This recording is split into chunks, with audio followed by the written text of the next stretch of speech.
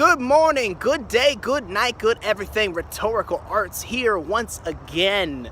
Personal trainer for the creative mind. And I want to take this time and talk to you a little bit about ego.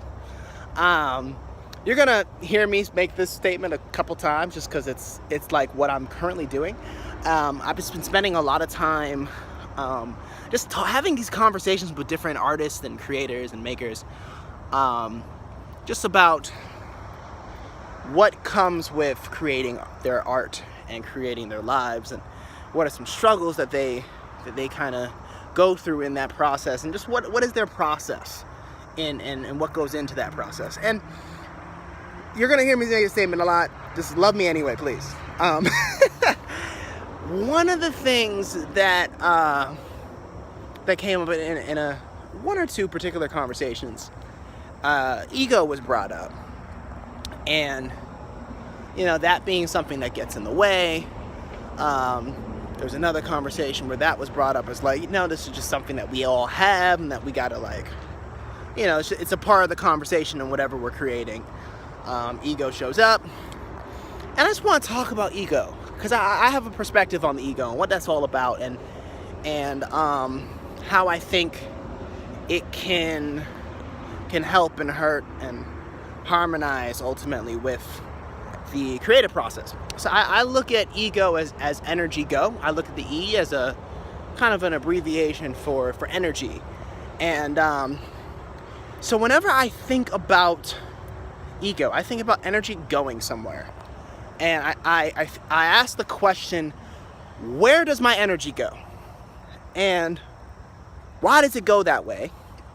And do I have a say in that process? Do I have a say, or am I just not really even contributing to the conversation of where my energy goes in a given day? And I think the manifestation that we see ego show up in is when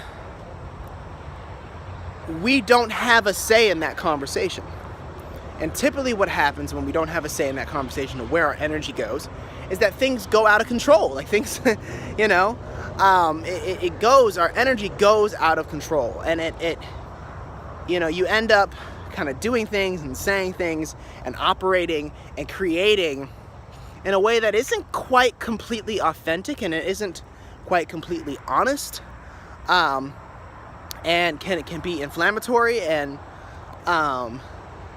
it's just very, and people can feel that, you know what I mean? Like people can feel that, I can feel that, you can feel that, we can feel when somebody's just operating solely off just a cockiness. There's like a false bravado to what they're bringing creatively, and just what they're bringing in their lives and into the conversations and interactions that they're having. I think that can be felt on some level. And so I think a question that I ask when I think about my own ego is, where is my energy going? And where does my energy go? And I think let me translate that and put this in a different way. And this is a statement that I found myself saying in darker moments in my life, where like I wake up one day and I realize, holy crap, the things that I claim to love right now, I don't really love them. Like I claim that I have this passion for making dreams happen and blah, blah, blah. Where did the passion go though? In the midst of just the humdrum of all the things that I had to do, and or the humdrum of things that I probably shouldn't have been involved in, I'd have these moments. Like I had these moments multiple times when I was in school. It's like, where the heck did the passion go?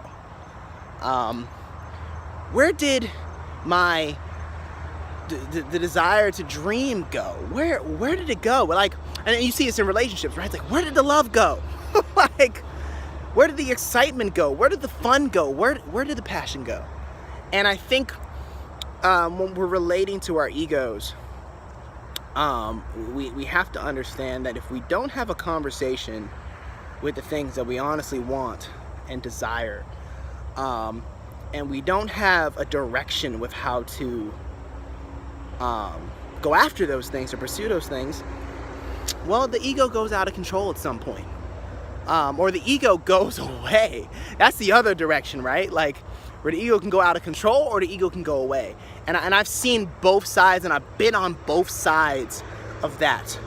in my own creative process, my own living process, where it's like I don't believe in myself at all. You know what I'm saying? Or I don't believe I'm worth anything that I want. And I think that happens with a lot of people, is that you get to a place, you know, because the world that we live in, I think the system that we're living in, this is what somebody else mentioned to me in one of the conversations, because the system that we're in is not really set up, I think, to fully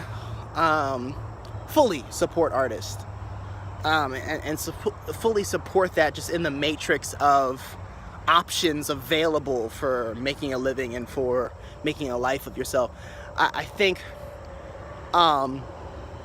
what becomes really important is artists having to come to recognize the value in what they already have and what they possess, and recognizing that self-value and what they bring to the table.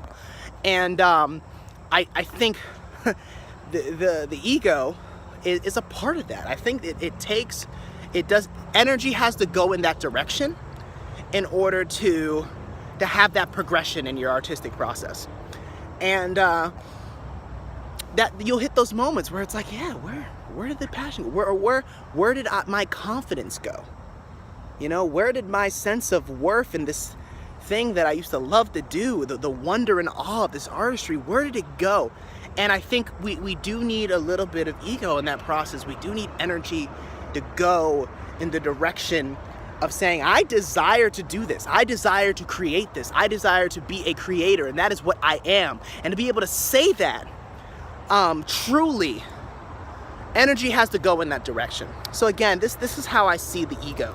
It's energy going somewhere. And we have to be in a deep enough conversation with ourselves, whenever we're creating our art, whenever we're creating our lives, that we can have say in our own lives as to where our energy goes. And I think when we don't, energy either goes out of control or the energy goes away. The ego goes out of control, and we become these weird caricatures of ourselves, these weird imitations of ourselves, or other people, and or the ego goes away and we become these lesser versions. We become kind of like almost shadows of ourselves, you know? I think this is what leads a lot of artists to be drained. It's what's led me to be drained at times, and it's also what's led me to be fake. So I just wanted to take this time and talk about that, and talk about ego, and just ask the question, where does your energy go? Where does your energy go? Where do you put your passion? Do you put that passion in furthering who you are as a person, who you authentically are as a person? Or do you put your energy and your passion in places that you have no place putting them?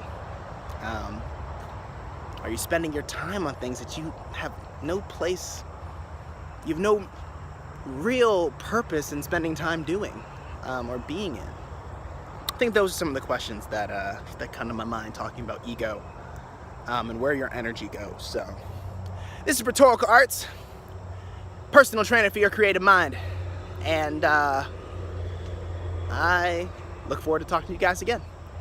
See you guys tomorrow. Peace.